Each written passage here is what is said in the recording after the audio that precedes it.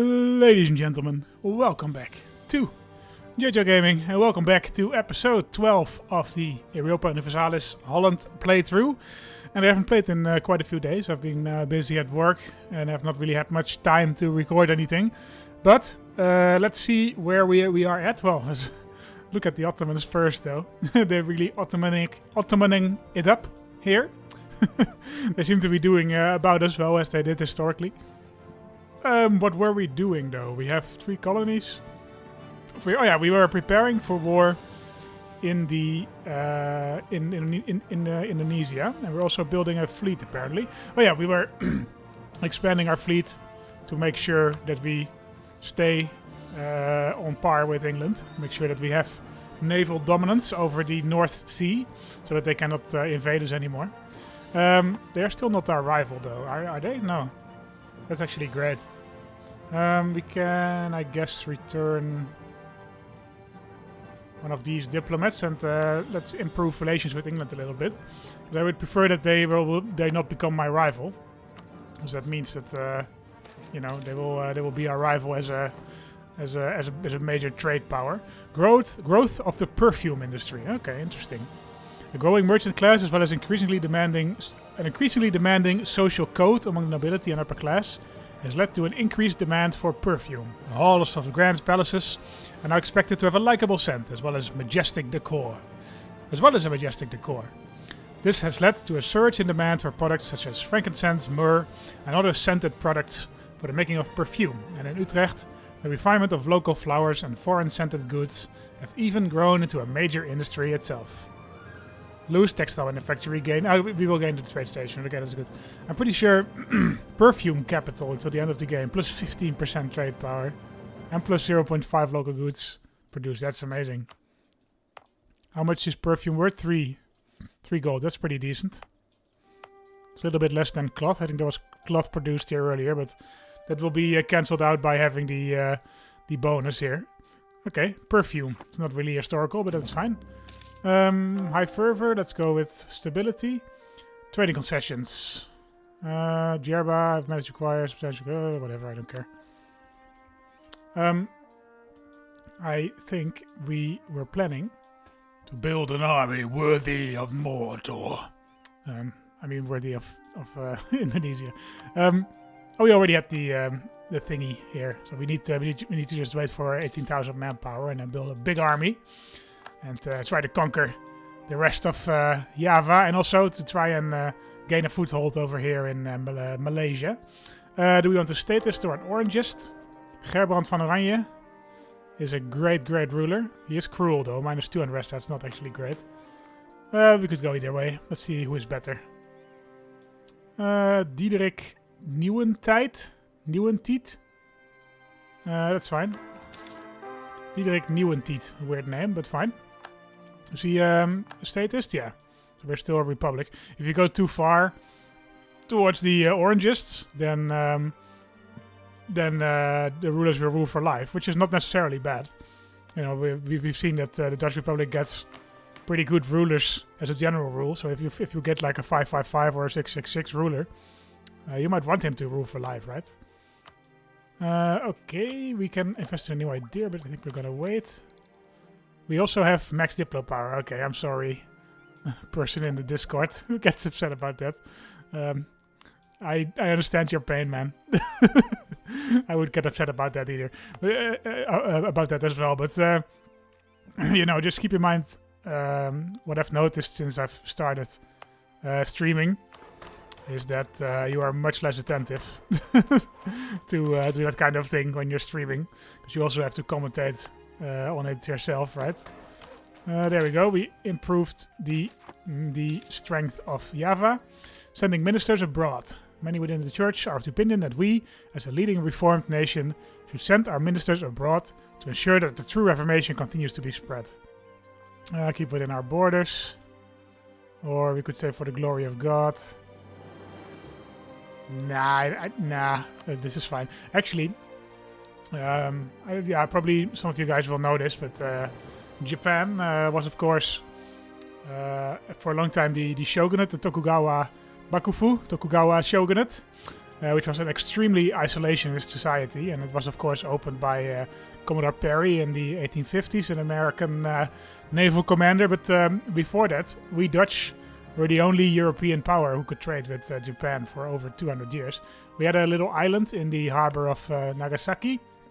The island was called Deshima, and that was the only place that Europeans were allowed in the whole of Japan for about 2 centuries. I think from about 1660 to 1850 or something like that.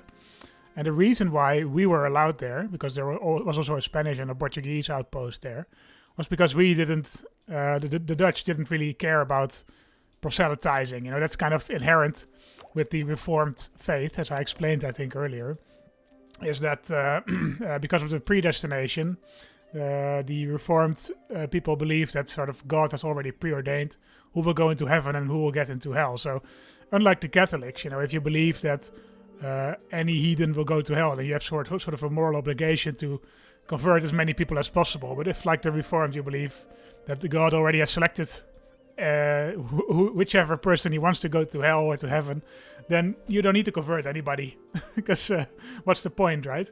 So that's kind of why Reformed religions tend not to proselytize quite as much, although there are some exceptions, of course. But that's why the Japanese let us in, because don't underestimate the influence that the Catholic Church had on especially Kyushu here, which at some point I think was something like 20% Catholic. And the Tokugawa shoguns were really sort of scared of that, because Catholicism was also sort of aligned with trying to westernize and trying to sort of as a sort of alternative to the Japanese way of life, so a way to sort of make it sort of show your opposition to the traditional shogunate. So that's interesting. And that little island had about 20 Dutch people on it, and they were not allowed to leave the island except once a year when they had to do the tribute journey to the shogun. Very interesting stuff. But how did they get here? Yeah, okay, we had an event saying that we were not going to convert anybody. Very nice, alright. 16k, we will wait a little bit longer and build this army. We also have an additional merchant, apparently. 16 gold, wow. How much are we forwarding? 10 gold to Malacca. We really need to get a foothold in Malacca. We are already moving some. I don't want to send it to the Philippines. I want to send it to Malacca, like this. I really want to move some trade from like Japan, like because we just talked about that, right? I guess we could say, because this one is also going to Malacca, right? So we could say, okay, instead of Canton, I will move my guy here, and then the merchant that I have left, I will move to Japan. Dirk van Nassau, that's fine. And we have a direct trade route with Japan, which is pretty amazing. Hello, my Japanese friends. Konnichiwa and whatever. If you are Japanese and watching this, you know, leave a comment, because from what I understand, the Dutch and the Japanese, so there's sort of some, I will see if I can find it, but there's sort of a two-axle system when it comes to cultures. And like some cultures are very hierarchical, and some cultures are very egalitarian, and then some cultures are very I don't know what's on the other axle. I think direct and indirect. And we Dutch, we are extremely direct and extremely egalitarian, and I think the Japanese are basically on the other side of the spectrum. They're extremely hierarchical and extremely indirect. And there's even some, so for example, English people tend to be less direct than Dutch people, which sometimes causes problems. You know, people think Dutch people are very rude, and we're really not. We're just very direct. And Americans, for example, tend to be a little bit more hierarchical. So when you are working with Americans, there's usually more of a strict hierarchy in the workplace, whereas in the Netherlands it's all based on consensus. So even if your boss tells you something, you know, your boss needs to have a good reason before you do it, basically. That's not always a good thing, but that is kind of the Dutch culture. And Japan is very, very different. So, you know, a friend of mine works for a Japanese company, and he had to do like a culture training. And it was quite eye-opening, and he told me a lot about it. And it was very fun. I really want to go to Japan sometime and see Deshima, Nagasaki. Deshima is no longer there, but Nagasaki is still there. And see, of course, Tokyo, Kyoto. And apparently they also have like a Dutch theme park on Kyushu somewhere, which I also would like to see. Although, yeah, I would be mainly there just to experience the Japanese culture, you know. That's the random Dutch stuff is just sort of an added benefit. I'm not that sort of self-absorbed that I go to another country just for the sole purpose of seeing Dutch stuff, you know. And we can also build now the paper manufactories. That's gonna help out a lot. All right, let's build one in Den Bosch and in Amsterdam. We can also build a glass factory in Antwerp. We have so much money that I'm just gonna spend some of it. And we can build a trade center for the cloves in Ambon, Ceram and Sula. Let's do that. And a sugar refinery, I guess, in Sint Maarten. And I think we will keep it at that for now. The rest of the money we will use for the war. But yeah, this is what I mean. The Dutch are just like we have. Don't forget we have 3 level 3 advisors. So this costs us something like what 40-ish gold a month, and it's not even a blimp on our radar, man. We're so fucking rich. That was the whole idea of this playthrough, right? I also always kind of feel, hey, the Spanish are here in Australia. Should keep an eye on that. I don't want the Spanish to cut into my trade. Well, I think they seem to be doing just that. Oh well. We will still be able to conquer, hopefully.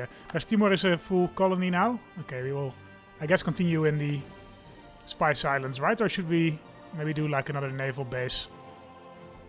Or maybe somewhere in the New World. How are our New World peeps doing?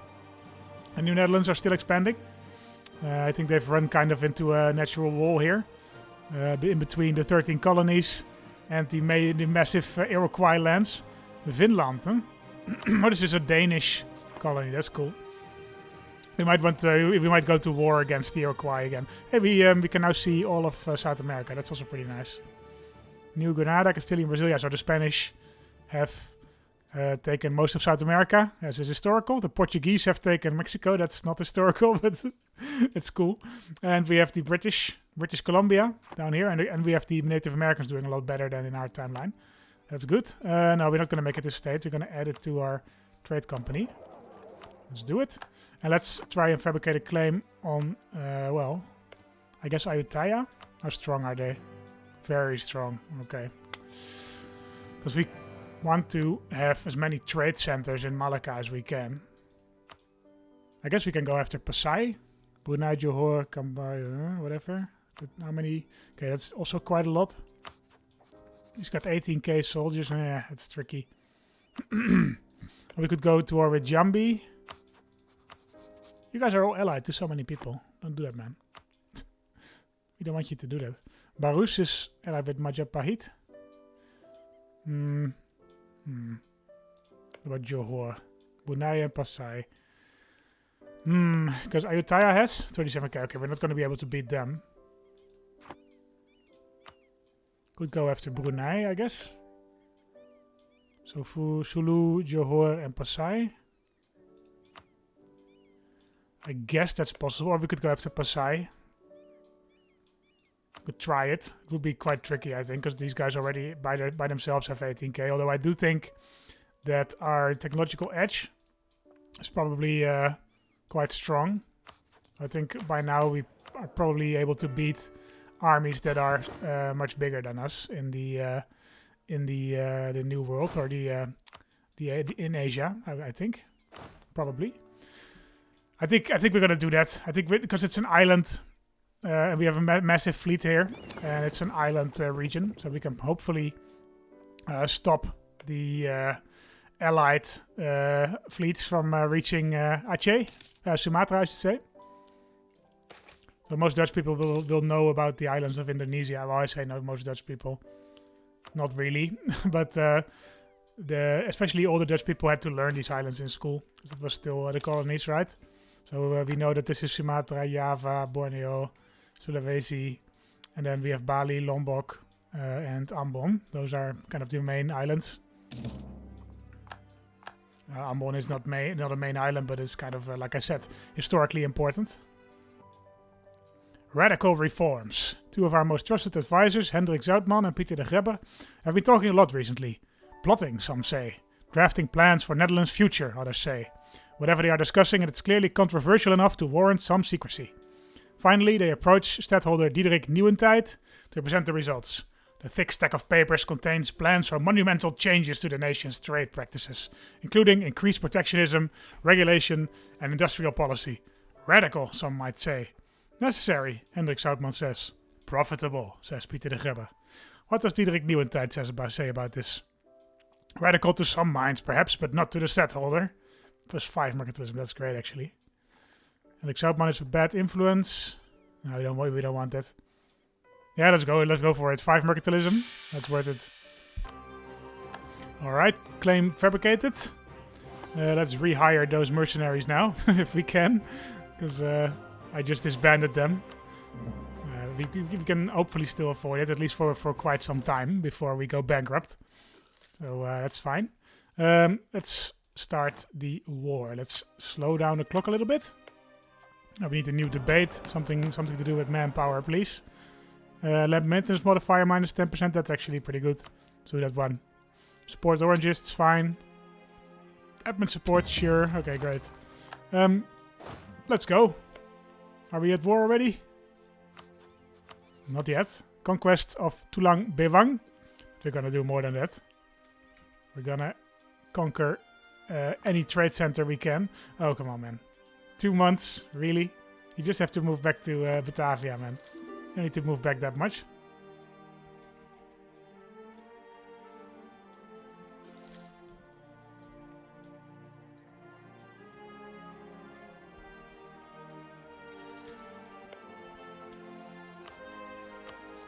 Alright, let's go. Tulang Bewang. You are ours. Yeah, this is that same problem again, that we cannot split up this mercenary band. Create new unit. Cannot be split. That's... Oh man, I hate that. I hate that. Okay, I guess you guys are fired then. We only have 24 transports. We wasted a lot of money there, but oh well. 87... Okay, but we can have a maximum of 24. These are all infantry, so that's not really good. These guys, I guess. It's 12, right? So then we can have another, like the Frisian Free Company, maybe.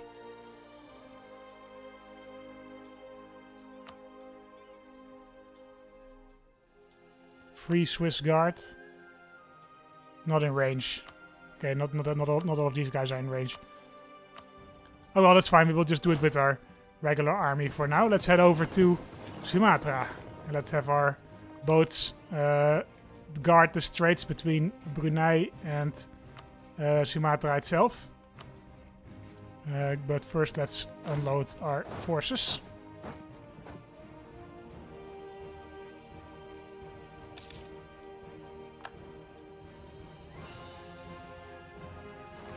Guys, you guys can try and patrol the Straits of Johor and maybe also the Strait of Malacca. Yeah, let's do it.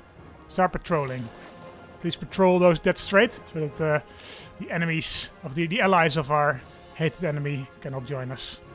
It seems that they're also at war with somebody else. That's not actually great, but not really much we can do, I guess. We could, by the way, just peel off these merchantmen, but we can take the mercenaries over to Sumatra as well. Let's do it immediately, actually. We captured the naval base, so why not? There we go. And then hopefully our big fleet will be able to keep the army separate, although that's not necessarily the case. I see already that there's many people here. I think it was good of us to hire those mercenaries, and in fact we might want to hire some more. Maybe a small band. These guys. Oh, they're all out of range, I guess. Oh, but we can now hire, of course, people on Sumatra. We might want to do that later. Let's first finish this siege. See if we are even the one to grab it. No, we're not. So our enemy is going to grab this. Or our people who are also fighting against our enemies, I should say. Not necessarily our enemies. Siege of Palembang is won. Jambi holds it. Not really what we wanted, but that's fine. Should we attack them? Crossing penalty. Let's just see how what the war score is like. Minus 56 for Yambi. Okay. Let's head back here then, I guess. And move up north, I suppose. Up here. Can we not move through the jungle? Why can we not attack that this fort? I don't understand. Oh well, we'll just go. Oh, no. Okay, maybe not. Oh no, I saw their army coming, but I guess it's not coming. We might want to hire a small mercenary band, though. There's no real small mercenary bands here. In fact, all these guys are too large for me to even grab. Good Thai company. 15 infantry, sure, why not? We're gonna need them probably. I guess maybe there's a fort here. Yeah, there is. Okay, okay. Let's try and grab that one. And we might want to move our mercenaries away from here. Because I see a major enemy army there. We'll move those guys back over when we need them. When and if we need them. Okay, we are the ones now besieging the fortress of Pagaruyung, deep in the jungles of Sumatra. I think there's orangutans on Sumatra, right? Or is that Borneo? Maybe both. Alright, I think it's time for the first major battle of the war. You see 18k enemies here. Let's go after them. Mercenaries and our regular army. Maurits van der Spiegel, you can join the mercenaries. Quarantined. Fine. Okay, we won. Fairly easily, in fact. We might not have needed this many mercenaries, but that's fine. Better to be safe than sorry. Oh, we should have chased them down. Oh well. No problem. Let's head down back to this fortress. And these mercenaries can follow us as well. So we are breaking even with all these mercenaries. So I think it was a good choice to go for this gamble, even if it's a bit of a gamble. Oh, there's a big army here. We might want to head back and crush them, even though this is a mountain area, probably a jungle. I guess we can head back. Defeat their army there. Everybody, please assemble and let's go. There we go. Stack wipe. Great. Let's head back. And lose a ton of men to attrition because I'm an idiot. Oh well. Status, they're oranges. I think the oranges have become quite dominant. Not so much. Floris van Oranje. Sure. 424. We should also do something with our Diplo ideas again. Hey, we can... oh no, we cannot quite get a new idea. I mean, I've got a shit ton of diplomatic power. I don't really know what to do with. I guess we could increase again some of the production levels. Antwerpen, sure. We might also want to upgrade our fortresses a little bit more. That's probably a worthwhile investment, right? Or is it? Not really. Not really. We already have these bottom 4 upgraded to bastions. Hopefully that'll be enough. Because we really don't have that huge of a threat down south anymore. I guess Naples is the biggest threat. Ooh, 92,000 soldiers. Wow. That is a lot, actually. I hope they don't plan on attacking me soon. Maybe we should try to placate them a little. Oh, they're my rival. I don't want that. Can we remove you? We cannot remove a rival while at war. I don't want to rival them. That's dangerous. Oh well. Do we want all of you guys here? No. Let's split you guys up. The main army can head... Oh, we cannot head north? Oh, we can head north. Where do we want these guys, though? I guess over here in Pasai. We can do that. Age of absolutism. Okay, we are in a new age, people. As governments wrest the absolute power in their countries from other parties, they are now able to devote themselves to the building of empires. This is the age of the state, of rulers and their armies. Alright, the absolutism mechanics are here. I don't know what they do. I don't know if I even have them enabled. Probably not. I don't think I have it. I don't know where it's supposed to be, if I do. Guess government? No, I don't think I have it. I don't have all the DLC. Especially the latest few I don't have. Alright, let's besiege Pasai. Let's have our army of transport ships move out of here, because otherwise they will get crushed by the Pasai fleet. And probably our main fleet can handle it. We also have our mercenaries still besieging the place here. These guys are trying to counter-siege our land over there. We grab Pasai. Where's their fleet, though? We want to grab them. We want to take them. We want to fight them. I guess we're not allowed to. But let's continue grabbing more Pasai land. Why are we only at 17%? What's that about? Oh, Johor is also in this war. These guys. Yeah, so we should try to grab some of their land as well. If we can. It's going to be a quite long war, I think, but we should be fine. Our manpower reserve is doing okay. Our sailor reserve, on the other hand, is not. I guess we have too many fleets doing missions. Yeah, we're losing. I guess you guys can stop protecting trade for now.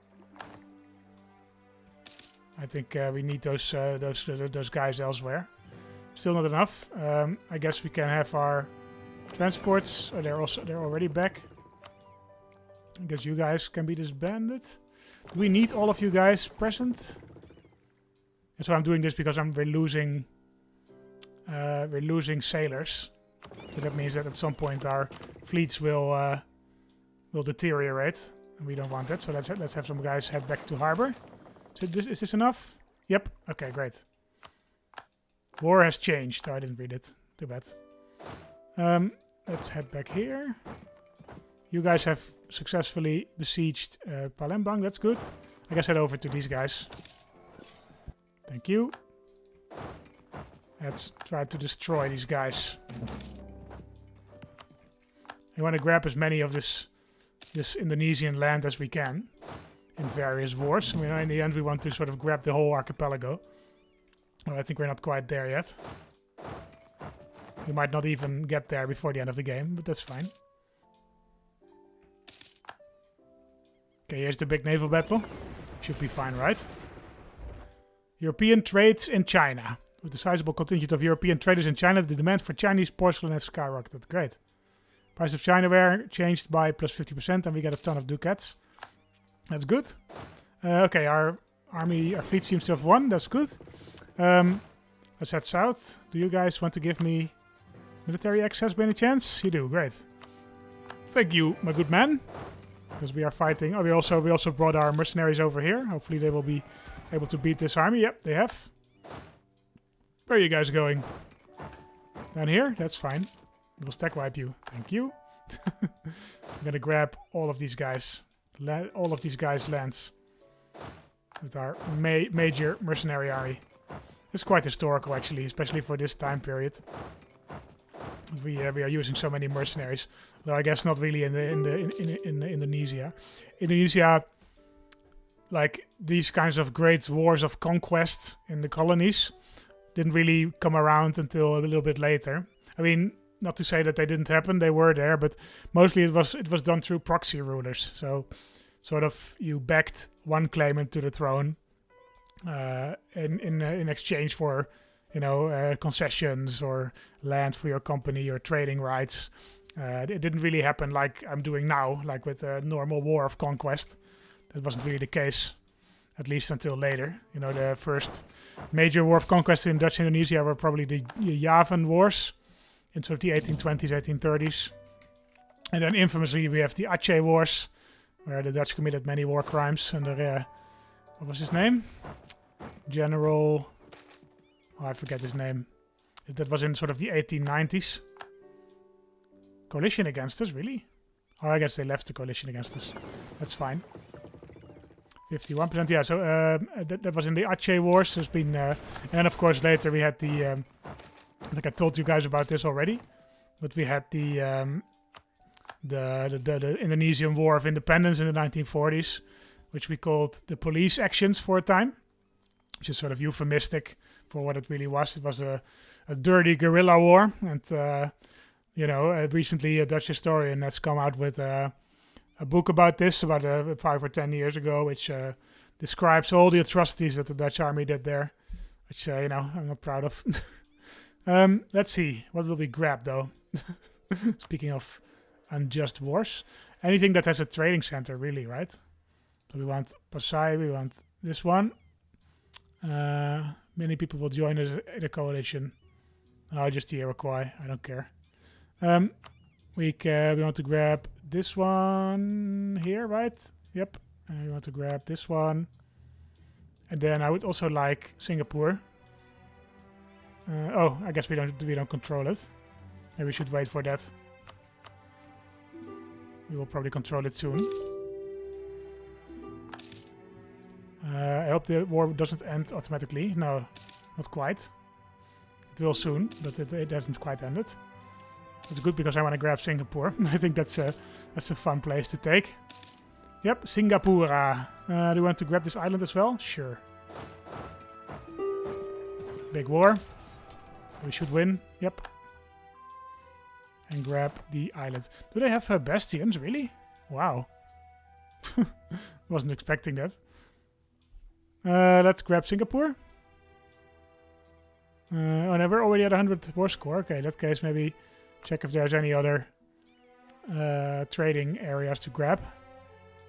No, I guess not. Right? Who are we all at war with? These guys. I guess we can't grab anything from Brunei. We can probably not grab this one. Bhutan. This one. No, we cannot select it. Do we want anything else then? Singapore. I want to take Singapore. That's fine. And have some money. A little bit less money, I guess, because we're at 100. Yes, thank you. Pasai will cede Pasai, Kutaraja, Palembang to the Netherlands. Johor will cede Siak and Singapura to the Netherlands. And we will get some inflation and a whole ton of aggressive expansion. But that's fine by me. What does that do in Europe? Probably not much, right?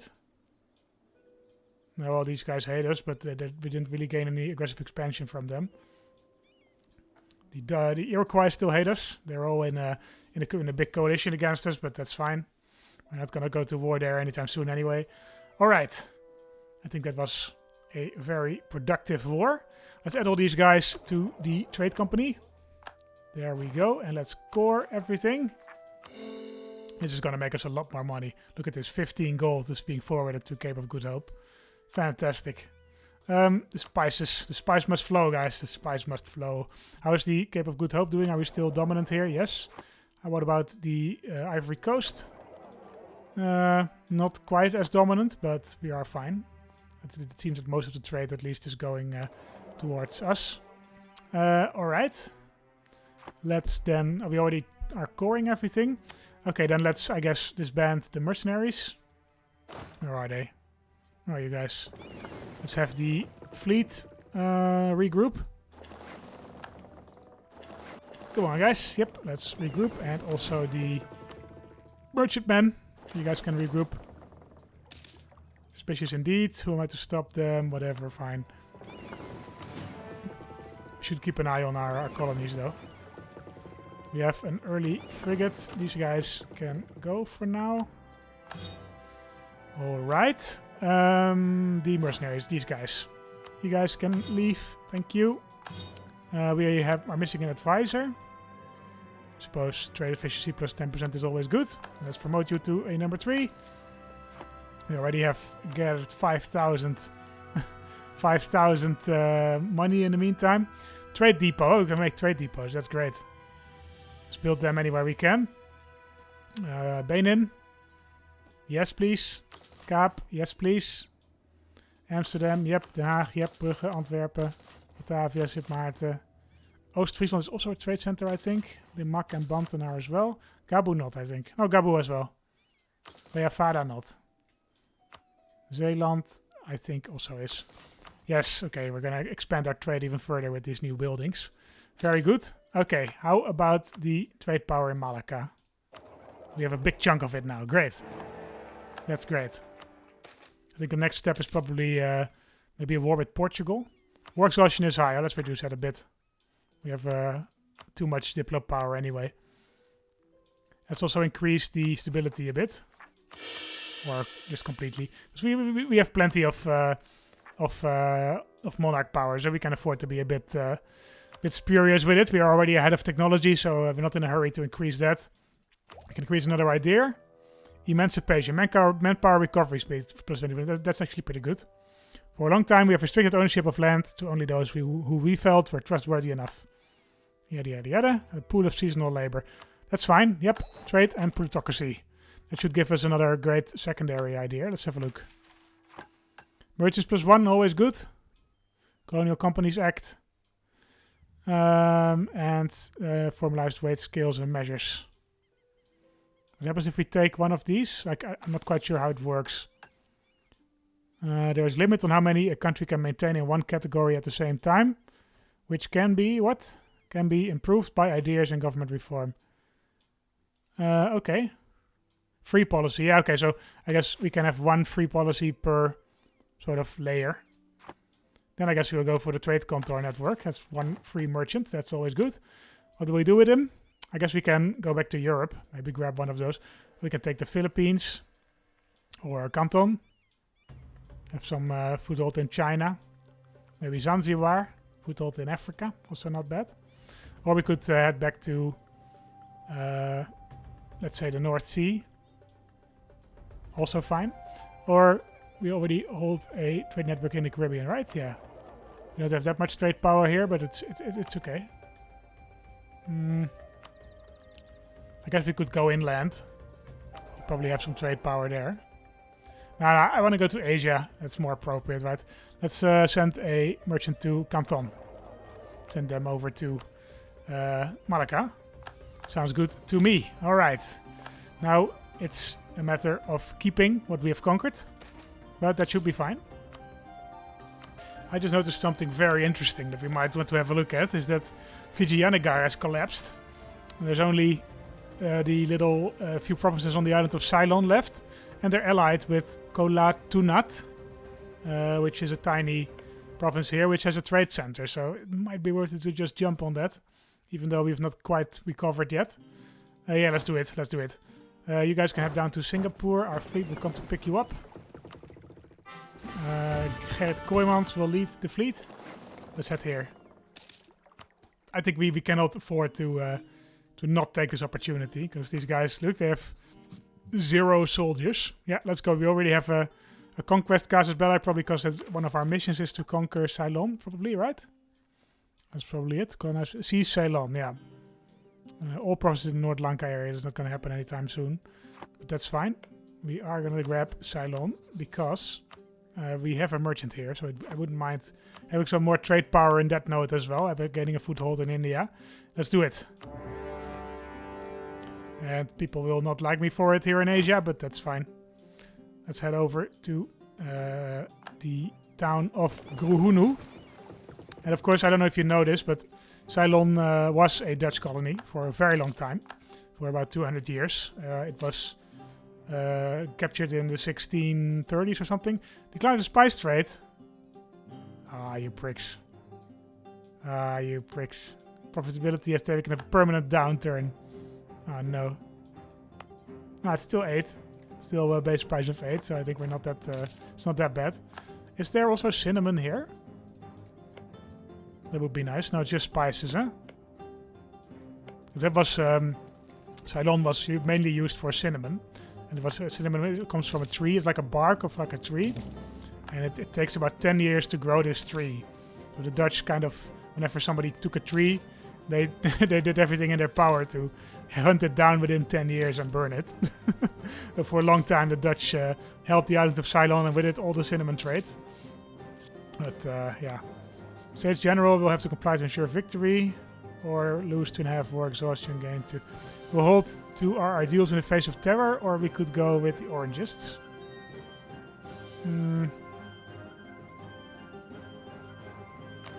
We want Floris van Oranje to be in charge? No, we will hold to our ideals in the face of terror. We'll be fine. Kandari has grown to be self-sustaining. We can make states. No, we're not going to make states. We're going to add you to the trade company, of course. Do we want to continue expanding in Indonesia here? Yeah, sure, why not? Lombok. Lombok is next.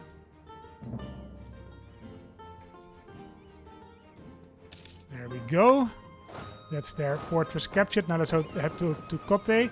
We already besieged it. Wait. Is this... Oh, the New Netherlands are here. Thank you, guys. Oh, here's their army. We didn't see them. But by now I think we outmatched them quite significantly. So I'm fine. Let's conquer everything they have. And also let's head over to this town, which we also ideally would like to grab. Because it's a trade center. They're already at 100%. Yeah, well, we want to grab this one as well, right? Come on. Let me have it. Let me have this this nice city, man. I'm Dutch. I'm salivating over all the trade power this is gonna gain me. Thank you. Alright.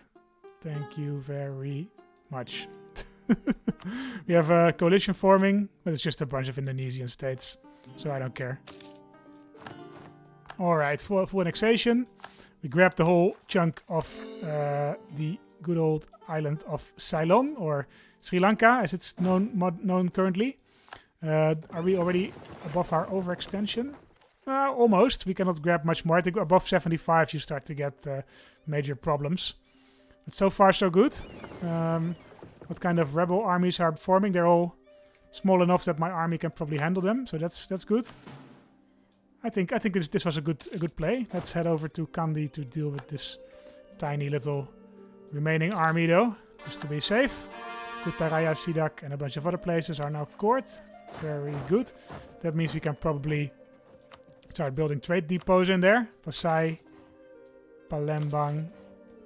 Siak is also a trading center? Yeah, I guess so. There's already a marketplace there, I suppose. And up here, Kutaraya. So the trading power right now is still quite low. But probably when the unrest is down, that will go down. Or maybe not. Oh well. Trading concessions, I don't care. We will get a big chunk of trade power in Malaya at least. That's what we're all doing it for, right? And we want to add all these provinces to the trade node, of course. Thank you. Big chunk of trade power now. Moving 7 gold. I don't know why the New Netherlands is moving trade this way. I guess they're also trading with India. That's fine by me, man. High fervor. Stability, please. I want to reduce unrest. In fact, let's hire a theologian. No, there's nobody here. Daniel Houbraken then, I suppose. He doesn't look very Dutch. But that's fine. France wants to be in an alliance with us. What's your army like, France? 23k, still quite formidable. But Bohemia is 63k. Austria 74k. I think you're kind of yesterday's news, friends. I'm sorry to say. Would prefer to have an alliance with Austria, for example, if they want to. Allied to Austrians, enemy Bohemia. Yeah, fair enough.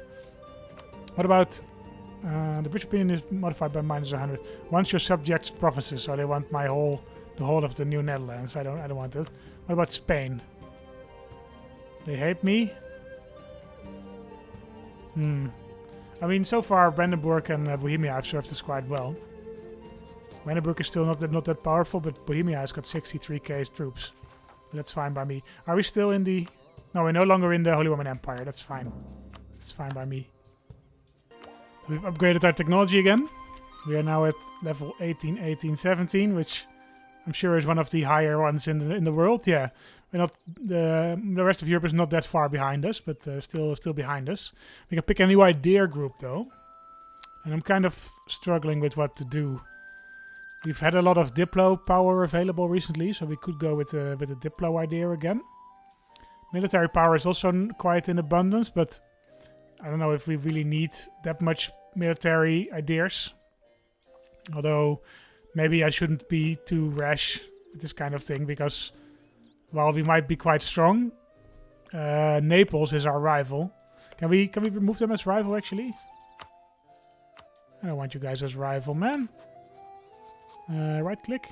Removing as a rival, yes, please. I don't want you as a rival, man. We like you. Let's have a different rival. Let's have... the Bamanis, I guess. 141, sure, why not? I'm not gonna attack them anytime soon. Kandy can be court, or not quite yet. Yeah, so we have to take a new idea group. We could go with humanist. And that generally just gives you less separatism, so your unrest due to separation will go down quicker, your unrest in general will go down quicker. And it's quite fitting for the Dutch, sort of the Dutch. We could go innovative, but we haven't really struggled with a lack of monarch points, so that's kind of what this is for. It increases your technology rate faster. Your institution spread goes up faster, so it's also maybe not really for us. Expansion ideas we could do. Is there still many... There's not that much colonial land left, though. And that's mostly just to get extra colonists. We don't really need that many extra colonists, I don't think. Tierra Austral. We have Spanish Australia. Wow, great. What else can we do? I guess we could go for a military idea. Or Diplo idea is also pretty nice. Improve relations. Espionage ideas. Maritime ideas would also be quite nice. Or we could go with a military idea, like offensive or quality.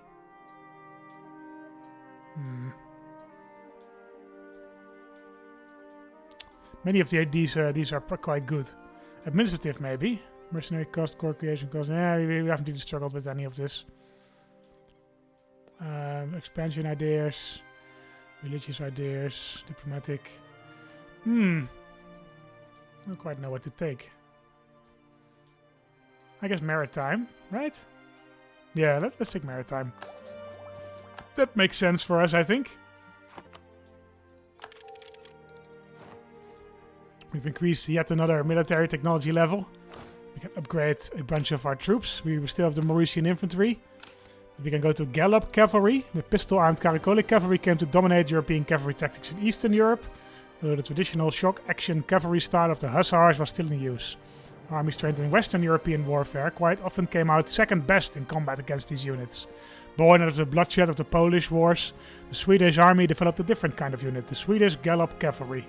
Although still armed with pistols like the Caracole, they did not discharge their pistols before the shock action, but as a part of the charge itself. The results were devastating during the 30 Years' War, forcing the Imperial Caracole cavalry to adapt very quickly. Okay, so it's basically just the same as the Caracole, so firing the pistols, but doing it during the charge. That makes sense. That's probably an idea by what's his name? Gustavus Adolphus. Yeah, I think so, right? So the Swedish leader during the 30 Years' War. And we can increase our guns to a leather cannon. The leather cannon was first used by the armies of King Gustavus II Adolphus of Sweden. Yada yada yada. Too large and too heavy. The introduction of a lighter, mobile cannon enabled the Swedes to maneuver their artillery to meet the movements of the enemy and gave them a distinct tactical advantage over their foes. Unfortunately, the leather cannon used by the Swedes had a particular weakness, which made it highly impractical. Consisting of a narrow copper tube covered in leather, strapping and rope, its wrapping caused the cannon to overheat dangerously during continuous use. Nevertheless, the leather cannon marked the beginning of the development of light field artillery and the concept of taking heavy firepower to the enemy. Yeah, that's a concept that Napoleon would perfect. Napoleon Bonaparte. He was originally an artillery officer, and that was kind of one of the reasons for his success was heavy use of artillery, plus heavy use of forced marches, so mobility. Those were kind of the two sort of main reasons for Napoleonic dominance. Alright, very nice. We have to pay attention a little bit because there is a war coming, a revolt coming in Aceh, which we can do something about when the time comes, but not quite going to do it yet. Navy tradition for protecting trade plus 100. Wow.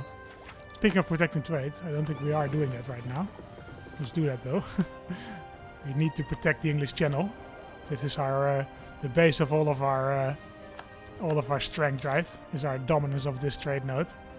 121 gold a month. Insane. Surrounded by enormous piles of money. We are also sort of improving our production. You can see it there. We have 48 gold from production, because I've been building manufactories and workshops of sort of off camera, if you will, so that we now have manufacturers in most of the profitable provinces, certainly in all of Europe. Revolt, ignore them, lower taxes. Lower taxes. We are exaggerating. Fine. We could continue with that. Why can we not build any manufacturers in these other places? I want to build manufactories all over Europe. Gelre, here you are. Limburg. Let's demolish this church and build a manufactory instead. We wanna industrialize, man. We wanna be the prime manufacturer of stuff like cloth in all of Europe. You can see that somewhere in the ledger, I think, actually. Economy. Or no, trade, I think. Trade goods. Do we have any production leader? Are we production leader in anything? Cloves. We're leading production in cloves and incense. We must be quite strong in like cloth as well, right? Cloth. The Ottomans is the leading producer. We produce about half of what the Ottomans produce, but still decent. All right. I think with that economic reform, we have reached the end of this episode. It'll be a while before I can record the next one, because I'm going on a weekend with friends. 2 friends of mine, good friends. And we're going to the town of Haarlem to drink and have food and just enjoy ourselves. So I will be back on Sunday. I might record an episode on Sunday, but it's possible that I'm just too hungover. So let's see about that. Hope you guys enjoyed this one at least. This one should be up on Friday if you're watching this, so that you guys at least have something to watch during the weekend. So thank you guys for watching. This series has not gotten the most views, but the amount of views has been very consistent. I think we still have about 200 viewers, even though the first episode only had 400 or 450 viewers. So I've never had this little of a drop. So that's good to see that I have a whole bunch of regular viewers who enjoy me talking and my little history lessons.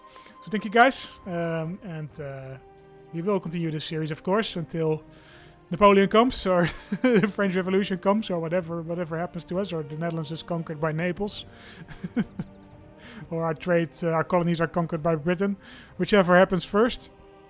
But in the meantime, thank you guys very much for watching. I hope you have a lovely weekend, and see you next time. Bye bye.